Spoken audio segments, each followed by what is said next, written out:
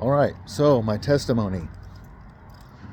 I could give you the 30-second version, the 1-minute version, or the full version, which takes about 2 hours. But we're gonna try to get this done in. I'll give you like the 5-minute version. Um, I was born and raised in a Christian home. Things went pretty good. Like, we grew up and we went to church every Sunday, and we attended a Christian school, private school. It was a very rapture oriented, so Calvary Chapel. So when I was very young, about 6 years old, I gave my heart to Jesus in my first grade class because it was a Christian school, and so like I had my fire insurance, and then I spent big part of my life like always making sure that I was terrified of the rapture, right? So like I had to always make sure that that my sins were always forgiven. So I was always praying to make sure that my sins were forgiven. And when I was so like that's kind of I lived in fear. My faith when I was younger was based on fear. And then growing up, I would hear people's testimonies about how God radically converted them, how He saved them from these horrible situations of drugs and abuse and all of this craziness. And I kind of thought my testimony was boring.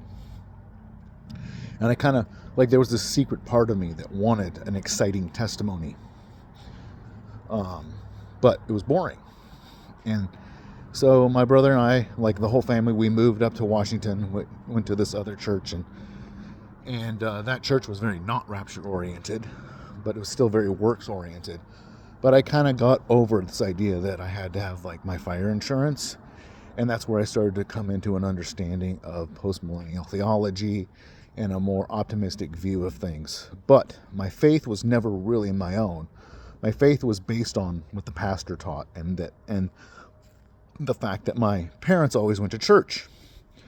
Like, so I grew up in church, and so I was a Christian because that's how I grew up. I went away to grad school. I went away to undergrad and then grad school when I was a little older to be a chiropractor. I several hours away.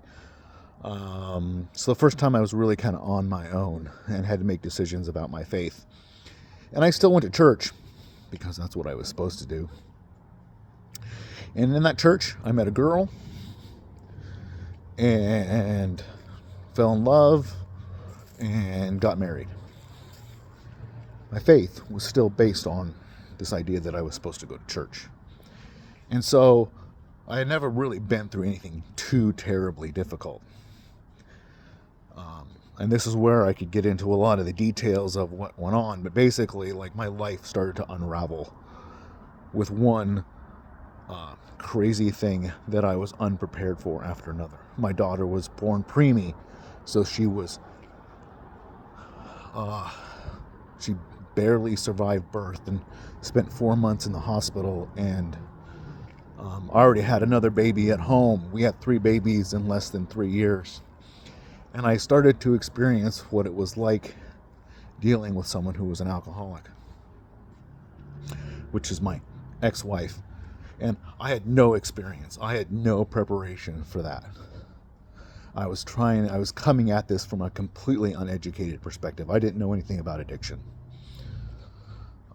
Had I known, I would have handled things a lot differently. But my life started to unravel as I'm dealing with sick kids and this alcoholic wife, and deciding to start my own business, so not having a job and being broke and barely being able to pay bills and dealing with this craziness, constant craziness, and really having no foundation other than the fact that I was supposed to go to church. I feel like I'm rambling, but I'm getting somewhere. My ex-sister-in-law moved in with us and her daughter, and so now I'm trying to feed a wife and 3 of my own kids, and my sister-in-law and her kid, and like the pressure and the stress on me was just unbelievable. Then my ex-wife started to abuse my daughter, And in 2014, again, skipping all the details, I'll get into those at some point, but in 2014, my ex-wife ended up getting arrested for child abuse, and my kids got taken away. And again, here I am facing a situation that I have no preparation for. And then I decided to try to stick it out, try to work things out with my ex, try to get my family back together. She ended up cheating on me multiple times. Again, I have no frame of reference for this, right? Remember I said that I asked God, I told him that I wanted an exciting testimony. Well, here I am. Now and I tried to stick it out. I tried to stick with her. I tried to work things out. Again, hindsight 2020, major mistake. But I thought I was doing the right thing. But I really had no foundation of what my faith really actually was. All of my faith, all of my decisions were based on other people's faith. On my parents, on this pastor or that pastor. So then my life is unraveling, and